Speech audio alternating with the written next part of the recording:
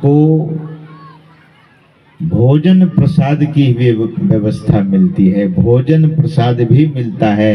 तो संत महापुरुष कहते हैं कि सत्संग जब मिले तो समझ लीजिए कि भाग्य का उदय हुआ है, हमारा भाग्य जगा है।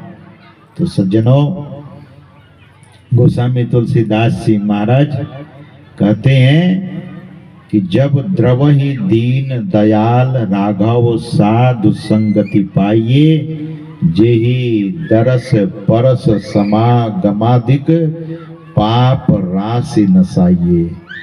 संसार में रहने वाला यह जीव, हर जीव से गलती होती है, हर जीव से भूल होती है, हर जीव से पाप होता है। और सज्जनों, जब तक इस जीव की दशा जीवत्व दशा है, तब तक इस जीव से भूल होती है। क्यों? इस नगर की बात आप सुन रहे थे, शरीर रूपी नगर की। भगवान श्री कृष्ण भी इस शरीर को नगर कहा है।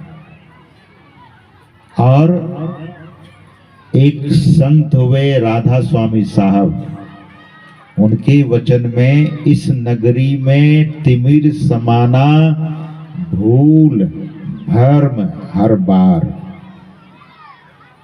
Many times you commit a mistake, you commit a सिन।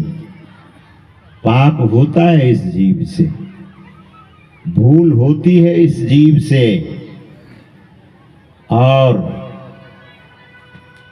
अगर पाप की राशि जमा हो गई है, जैसे धनाढ्य लोग धन की राशि, धन को जमा करता है, आप भी अपने घर में सोने चांदी को जमा करके रखते हैं।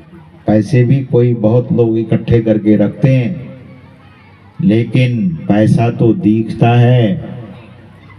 सज्जनों, सोना चांदी तो दिखता है, लेकिन मनुष्य को किया हुआ पाप नहीं दिखता है। यह पाप कैसे समाप्त होगा? तो महापुरुष कहते हैं कि यह पाप तब समाप्त होता है जेहि दरस परस। जब संत महापुरुषों का दर्शन होता है, तब पाप की राशि समाप्त होती है। गोस्वामी तुलसीदास जी महाराज कहते हैं कि जेहि दरस परस समागमादिक पाप राशि नसाइये।